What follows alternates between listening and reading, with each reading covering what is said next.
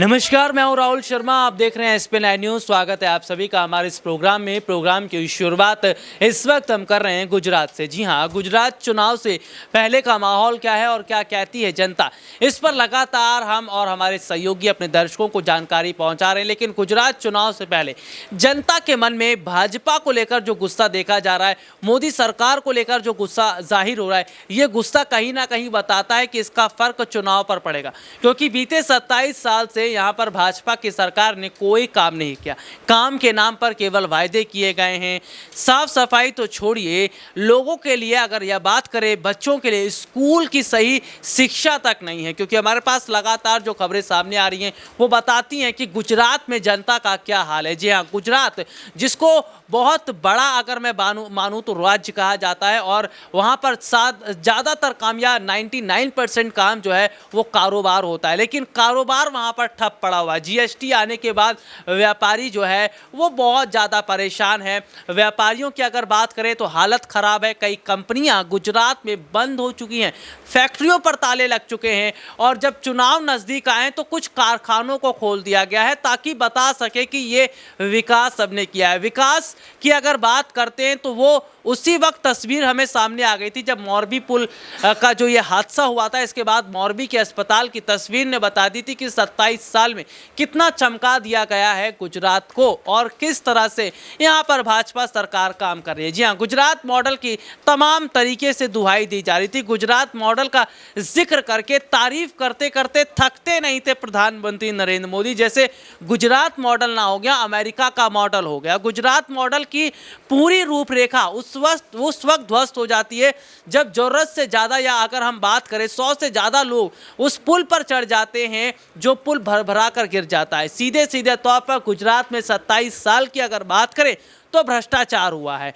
गुजरात में काम कम और दिखावा ज़्यादा हुआ है। क्योंकि ऊपर की जो दिखावट थी उसके अंदर का जब खोखलापन निकल कर सामने आया तो तस्वीर ये बता दी है कि गुजरातियों के दिल में नफरत तो बहुत पहले से पनप रही थी, लेकिन बीजेपी यहाँ पर धर्म और जाति का जो कार्ड खेल रही थी, ये कार्ड बहुत बड़े हद तक कामयाब होता नजर आया। लेकिन आम आदमी पार्टी के गुजरात पहुँचने के बाद जो सियासी समीकरण है वो तो ज़रूर बदले। लेकिन इस बार गुजरात में कांग्रेस पार्टी को लेकर जो जनता की राय है वो बहुत चौंकाने वाली राय है। क्योंकि जनता इस बार ये सीधे तौर पर कह रही कि कांग्रेस को लेकर आएंगे, आम आदमी पार्टी को लेकर आएंगे, लेकिन कान पकड़ लिया, भाजपा की सरकार को यहाँ पर लेकर नहीं आएंगे। यानी कि भाजपा के प्रति नाराजगी ये साफ सीधे तौर पर बताती है कि गुजरात से तो शुरुआत हुई है और धीरे धीरे बोरिया बिस्तर समेटना भाजपाई जो है अब वो शुरू कर दे। क्योंकि अभी के वक्त के हालात इस और इशारा कर रहे हैं कि गुजरात में भाजपा का हारना 2024 पर नुकसान पहुंचाएगा। चलिए अपने दर्शकों को दिखाते हैं कि गुजरात की जनता जब मोदी का नाम सुनती है,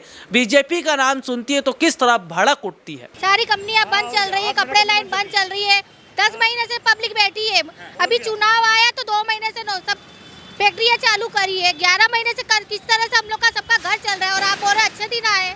आपने घर का बात किया। स्मृति ईरानी जी हैं, सिलेंडर लेकर बैठ रही थी, कह रही थी कि देखिए आज लोग थोड़ा सा दिक्कत है, आने वाले दिक्कत में दिन और अच्छा हो जाएगा। कुछ नहीं अच्छा हो रहा और परिस्थिति बिगड़ रही है। ऐसा एक वक्त आएगा ना कि रोड पे कटोरा लेके भीख मांगना पड़ेगा और भीख भी नहीं मिलेगी। अभी मोदी जी के राज में भीख मांगना पड़ेगा। हाँ, ये मोदी जी क्या कोई भी सरकार आएगी ना, कोई भी, चाहे मोदी हो चाहे कोई भी हो, लेकिन है ना सबसे पहली बात तो ये है ना, वो लोग अपना देखते ही, पब्लिक का हित नहीं देखती है। मोदी जी पे भरोसा नहीं है। मुझे किसी ने राजनेता पे भरोसा नहीं है। हिंदुस्तान को मोदी जी पे भरोसा है नहीं, किसी राजनेता पे भरोसा नहीं है। क्योंकि राजनेता क्या करते हैं, जब चुनाव आता है ना तो है ना इधर रंग लगवाएंगे, उधर रंग लगवाएंगे, अच्छी पब्लिक को फैसिलिटी देते, हॉस्पिटल में सारी फैसिलिटी। जहाँ चुनाव खत्म, मोदी जी तो कह रहे हैं कि हम गरीबों के लिए काम करते हैं, चप्पल पहनने वाले को हवाई जहाज पे उड़ाते हैं, मकान बनाते हैं। कुछ भी नहीं कर रहे हैं। हम लोग को तो दिख ही नहीं रहा। अगर करते तो हमको दिखता ना।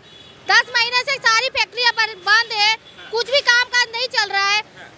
पब्लिक खाएगी क्या और करेगी क्या? जब चुनाव आता है तो हम लोग को दिखावा करने के लिए नौकरी चालू कर देते हो।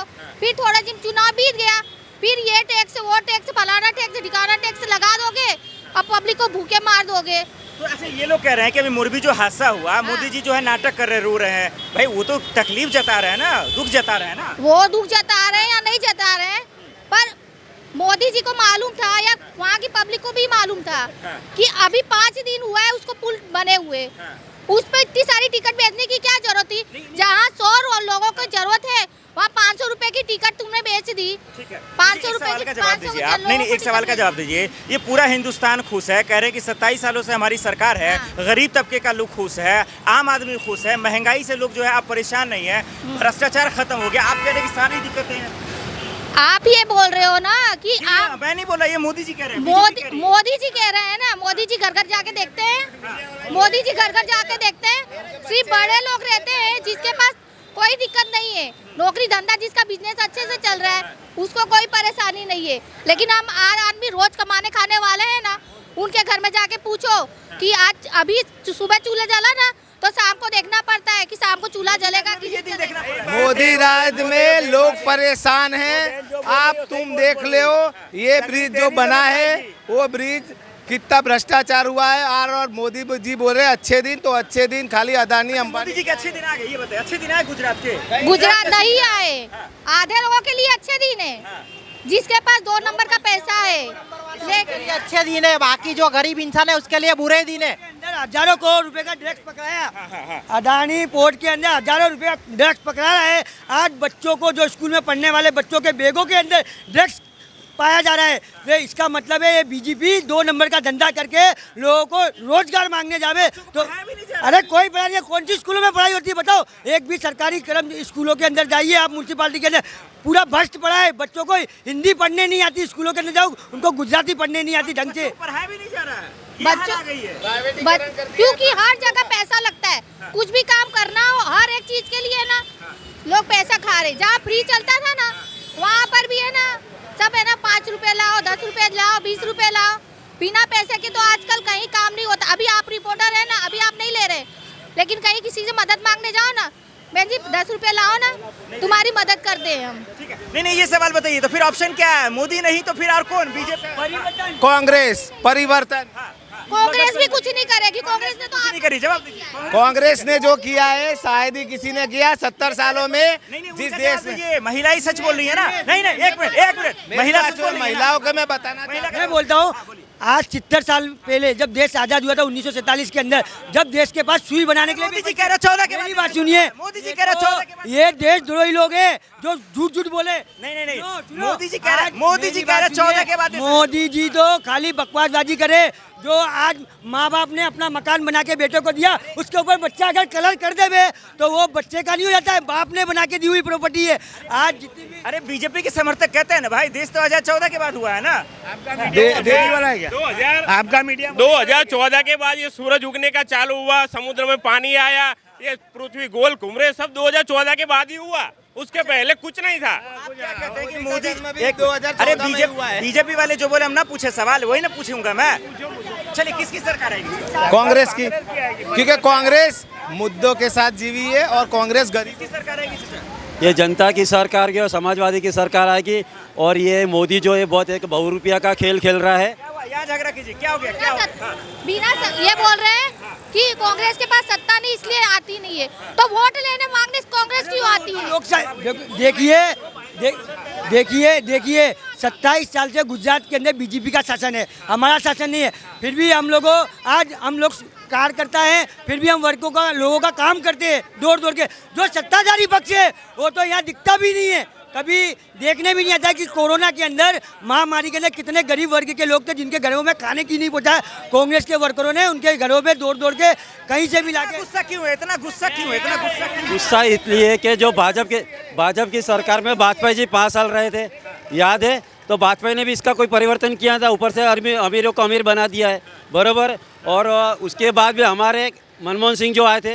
ये वीडियो आपने देखा जिसमें पूरे विस्तार से अपने दर्शकों को बहुत बड़ी जानकारी हमने अपनी दिखाई है। और देखिए, सीधे तौर पर जनता का गुस्सा जायज़ भी है। जाहिर सी बात है, जिस जनता ने आपको मौका दिया, जो जनता भाई इंतज़ार करती है चुनाव का, पूरे 5 साल अगर आपको मौका मिलता और उस 5 साल में केवल और केवल आप सत्ता में बैठकर धर्म का ज्ञान देने लगते हैं, धर्म की माला लोगों को जपवाने लगते हैं, या फिर मुद्दों के नाम पर हवाई बातें करते हैं तो जनता का गुस्सा जायज़ भी है। और मुझे ऐसा लग रहा है कि जनता का यह गुस्सा इस बार अगर चुनाव पर दिखाई दिया तो शायद भाजपा को खदेड़ने की यानी कि नौबत तो आ गई है और इस बार मोदी और शाह को गुजरात से भागना ही पड़ जाएगा। चलिए आज के लिए इतना ही, आपसे फिर दोबारा मुलाकात होगी, तब तक के लिए इजाज़त दीजिए, नमस्कार।